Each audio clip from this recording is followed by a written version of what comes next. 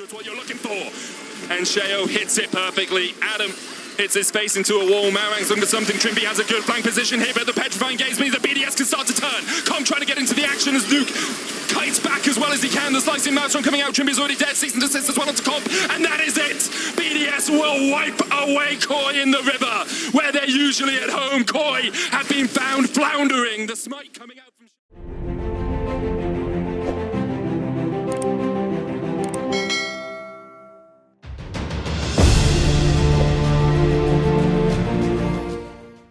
with great trap placement, right? So Caitlyn as an answer into things like the Vi specifically, I think is good, but Koi want to go in.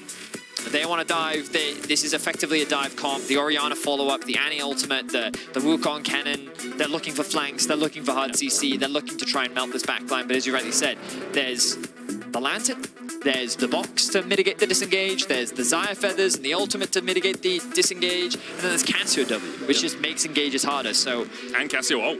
BDS doing exactly what they did last game, where they're saying, we know you want to fight us. We're going to make it really hard for you to get those fights. And it all comes down to that vision setup around neutral objectives, which again, I feel like is where BDS have excelled. Ideally, they want to threaten dives and have constant jungle presence so that she's free to do that. By splitting the map, it becomes that much harder. Good stun there from Szygenda. Adam has to flash away.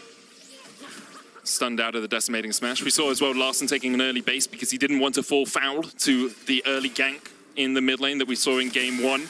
Sheo was setting up for it as well, was spotted on a ward, but it does mean that Larsen's now had to TP back into the lane with only a Sapphire Crystal.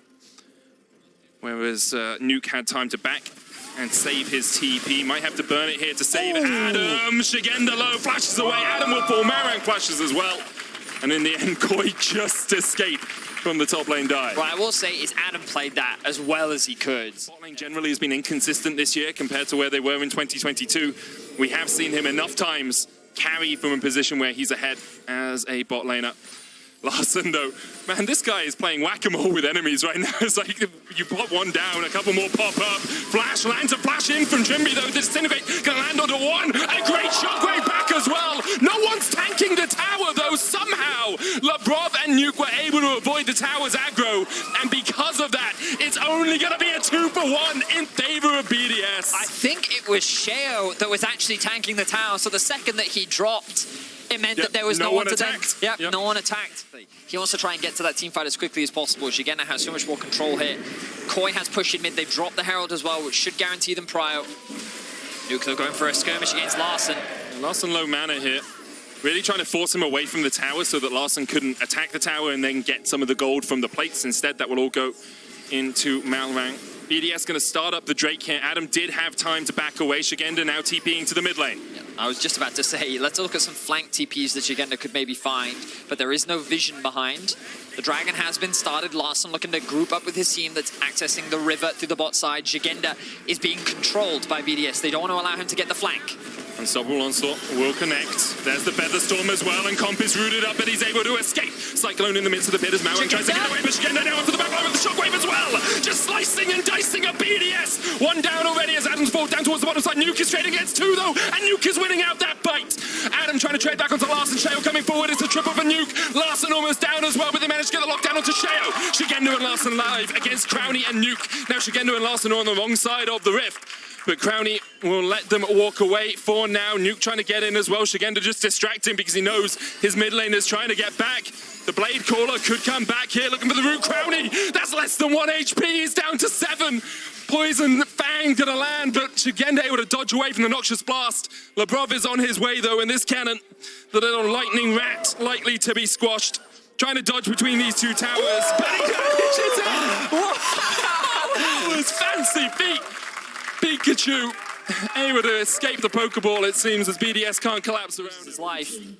I'm amazed that Larssen and Szygenda got out of this. So we get to watch that. Look at this fan. So he kind of does like a jiggle up, down, two steps down, up, left, right, B. Oh my, that was cool. And the thumbs up for the counterizing. Yep.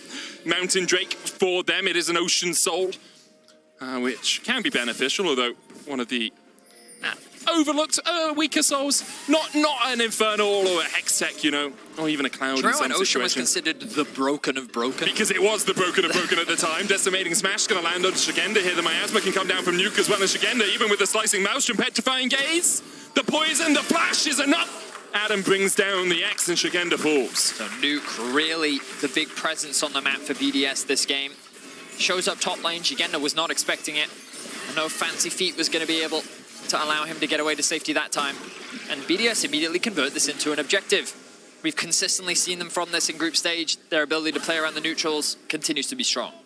It really does. And for Nuc, heard him in an interview saying it feels like really his first year where he's been unleashed on the LEC.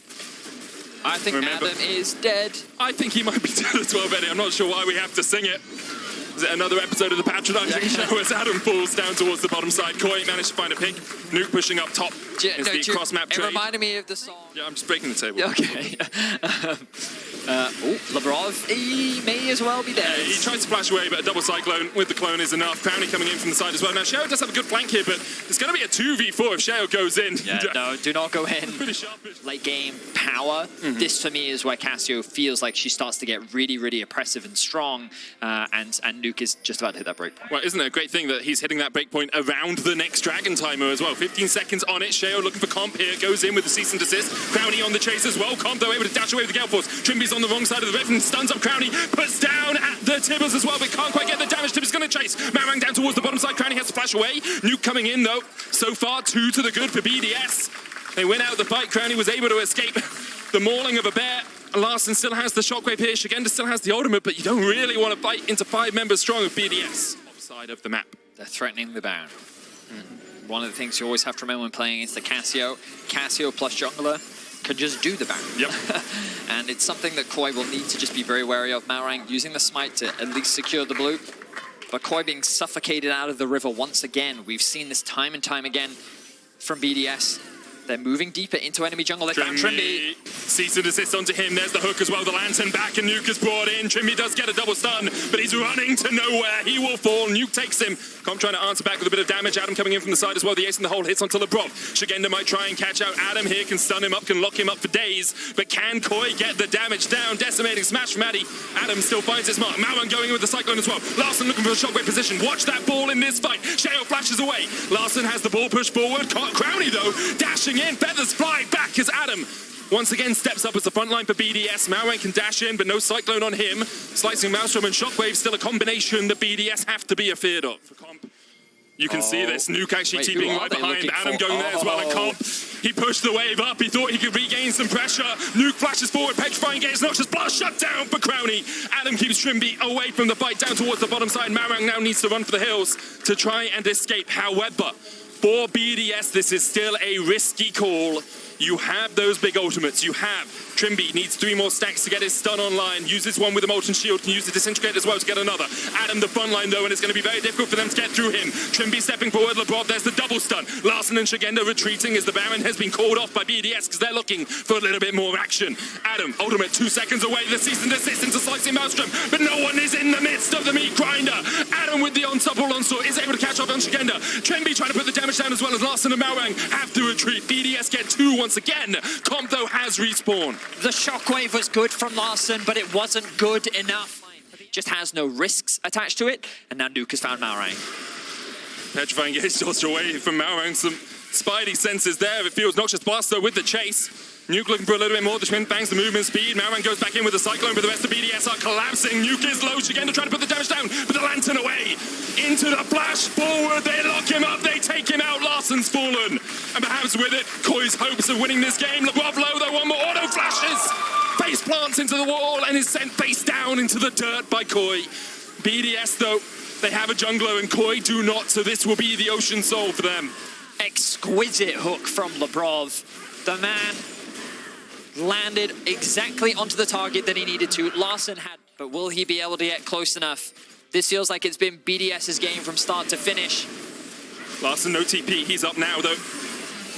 Koi need to distract, to stop, to dissuade BDS from doing this any further. Malrang's on his way. Trymbi could look for the flash in, but Sheo has the smite. 1,200 is what you're looking for.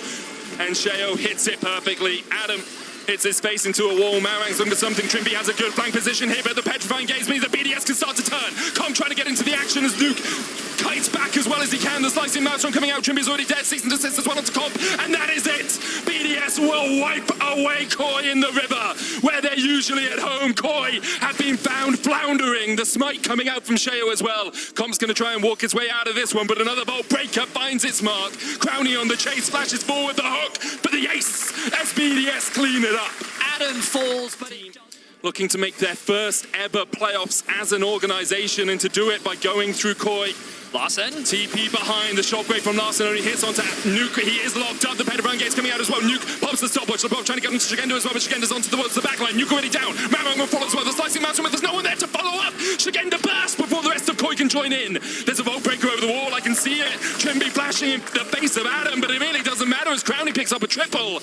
And Nuc has fallen, but at what cost for Koi? It looks like it could be the game, Medic. Only 2 members left alive, Larssen and Comp to defend. Comp is trying to clear out the mid wave to mitigate the pressure that's coming down onto the Nexus towers. Larssen is going to heal. The last stand for Koi.